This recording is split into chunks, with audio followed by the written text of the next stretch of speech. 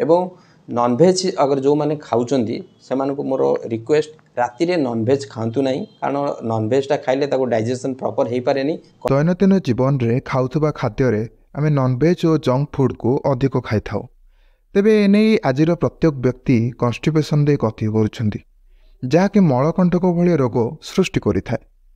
तेबे केमिति सुस्थ हेब यह मलकंटक कौन रही यार घरोई उपचार आसतु जानिबा।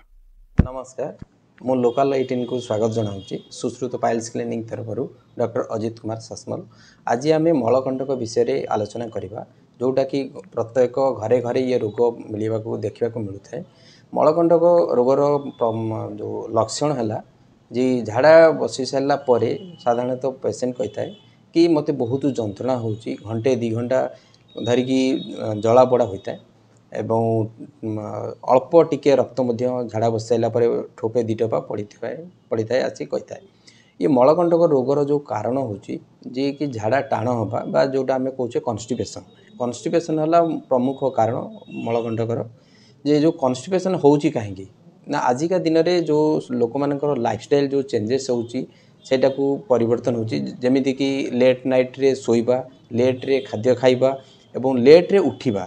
ये जो अभ्यासटा रोची एटा को जदि आमे कम करि पारिबे ताले से भल होंता। एवं आउ कारण होची जमती छोट पिला मानकर आजिका दिन में छोट छुआ मानकर मलकंट बेसी देखा मिलूँ।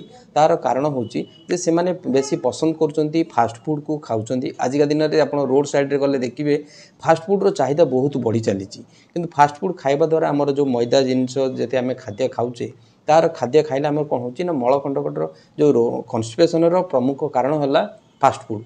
एवं बेसी जो माने आमिष प्रिय जो माने जोड़ा चिकेन मटन माछ इत्यादि जो माने बेसी खाद्य नौचंती सेमानकर मध्य कन्स्टिपेशन होबार देखिता मिलता है। एवं आउ अनेक कारण अच्छी कि जमती कि मोबाइल आजिका दिन में बेसी यूज करचंती राति लेट नाइट रे सोचंती सेमानकर भी होता है। एवं जो माने कम पानी पियंती जमती कि खाद्य खाई सारे लोक बहुत कम पानी जो माने पियंती तांकर मध्य कन्स्टिपेशन होबार मिलता है। ए जो आमे कौनटा कले माने घरोई उपचार कौन कले जे मलकंटकर आमे बिना डॉक्टर पाखक न जाई आम सेटा को उपचार करें। प्रथमटा हूँ मलकंटकर जो रोग कारण मु कहली कन्स्टिपेशन को केमिति आमे अवॉइड करवा ना आम खाद्य खाई सारे पर प्रत्येक घंटे घंटे रे आमे पानी पीवा आउ तंतु जातीय जोटा आमर फाइबर डाइट को आमे बेसी नबा। फाइबर डाइट हूँ कौन ना जिते रोचे आमर गाजर आउ मूला काकुड़ी कोबी जिते रोचे आमर ग्रीन वेजिटेबल रोची सेटा को बेसी आपणेबा एवं नॉनवेज को कम खाइबा एवं पानी अधिक पीवा एवं खाद्य रे प्रत्येक दिन आमे गोटे भल अभ्यास करवा दरकार कि खाद्य खाइले आमे टिके सालाड खाइबा। सालाड खाइले आमर कौन होची फाइबर डाइट रोची एवं झाड़ाटा को सॉफ्ट करूची।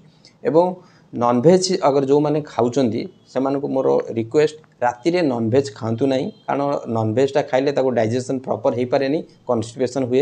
एवं जदि आप नॉनवेज खाऊंट तेल दिन बेला खातु एवं बेसी पानी पियंतु प्रति घंटे घंटे के पानी पियंतु राति रे खास करके नॉनवेज खातु ना।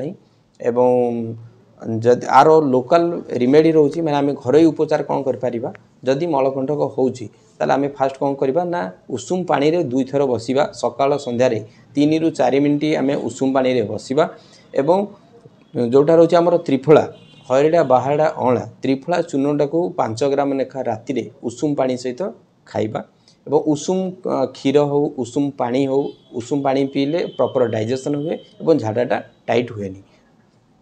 ता सहित आमे फल भी आमे फल आहार करिपारिबा सबु फल आमे इतरे खाई पारिबा फलर किछि नाही तंतु जातीय जो रहिला सालाड रहिला सेटा को आमे नेले आउरी भल होता है। एवं जदि जला पड़ा होची ताले आमे सितरे लोकल एप्लीकेशन पाइंगे आमे इतरे लोकल जो लिग्नोकेन रोची लक्स जेली रोची सेटा को जदि आमे टिके हाथ पुरे की मालिश करबा तार मल द्वारटा रिलैक्स होता है एवं पेन जो हुए पेनटा कम होता है। तेणु आम ये लोकाल जेली अप्लाई कर उषुम पानी बसी पार एवं त्रिफला चूर्ण राति खाइले झाड़ाटा टाइट हो न था।